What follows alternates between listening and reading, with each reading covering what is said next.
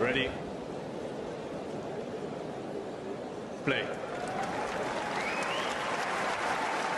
But something else that did come out of it that I thought was interesting was the Federer interview that he did with Andy Roddick, and he was basically asked like, okay, Sinner and Alcaraz are the two best players right now. Like, what do you think? That's a serious question going forward.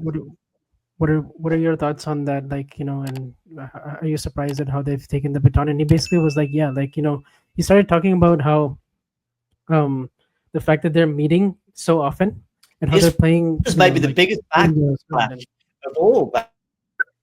Yeah. And so basically his point was that surfaces are homogenized today in a way that you can essentially play the same way that you can on clay, grass, and hard, which I agree with him about that, because like, you go back 20 years ago and like Bjorn Borg and Sampras, and in that time, like grass was a lot faster, clay was a lot slower. So you basically had to change your game up to work well and win tournaments on the different surfaces. Like that part I very much agree with. But then he said that tournament directors are slowing down surfaces just because they're like, oh, you don't want to risk not having a Sinner Alcaraz final.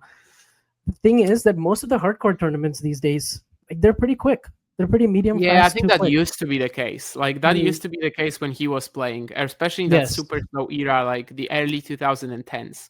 And Roger isn't around right now. Like he's watching the tournaments, but it's not that clear that these aren't slowed down. I think the development of the game also in terms of technology and how the players are physically, like the sheer speed, intensity, physicality of the game, like it's never been higher. And that also basically brings it back to that early 2010s era, even though the balls and the courts are faster than they were before then. So I think the game is kind of similar in terms of its, I don't know, speed or length of the rallies right now, but that's not because of the reason he gave. So, I did see a lot of criticism for him, for that statement. Yeah, I think criticism was a little too much, because he did make a good point about homogenization, but I do think it's an opinion, like what are you criticizing the guy for? Yeah. It was true. Like if you had said all this stuff and it was 2017, 2018, I would have been like, 100%. Like, Roger, you're totally right. Like this is exactly how it is. But I do think it's changed in the last 3, 4, 5 years where it's changed because it had to. Because like if we stayed with the courts from the early 2010s in the current state of the game, in how physical and quick the players are, they would literally just like die in every single match. Like they literally, their bodies would not hold up. So they actually had to speed up the courts a little bit, both for entertainment and both for like preserving the players, really. So I don't think what he said is true right now. It probably was, like mid 2010s, early 2010s. We used to have like, I don't know, the ATP finals, Paris-Bercy being like so slow as well. Now these events are actually so much faster. And the slams as well, right? The US Open used to be like very slow at some point, and now it's much faster too. So I don't think that this is the right opinion. I got so many people disagreeing with me in the comments. They're like, Miami is fast, Paris is fast, you must be crazy, we're not watching the same tennis. But like Paris last year was lightning quick.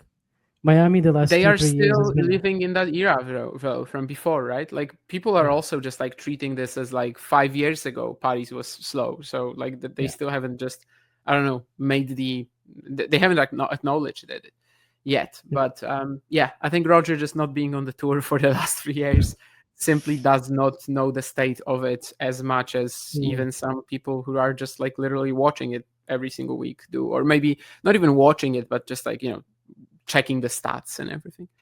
Matthew had some question before we start talking about Beijing and Tokyo. RG was dominated.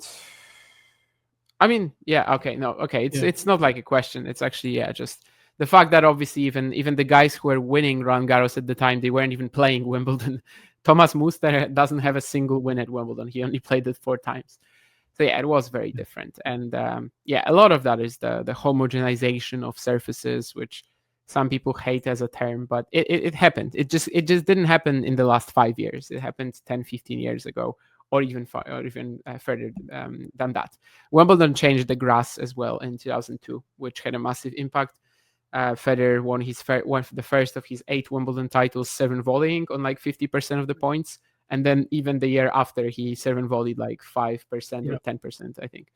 So it did change so much. Like the tennis that we're seeing, especially at Wimbledon right now in the second weeks of the tournament, like it would not be possible in the 90s. But that's actually good. Like even though I like fast-paced tennis, you know, just try popping into a match from the 90s at Wimbledon, or I don't know, maybe even the Ivanisevic after final. Yeah, it's just unwatchable. It's just unwatchable. From like the modern day perspective, it's borderline unwatchable, and I think it's good we scrap that.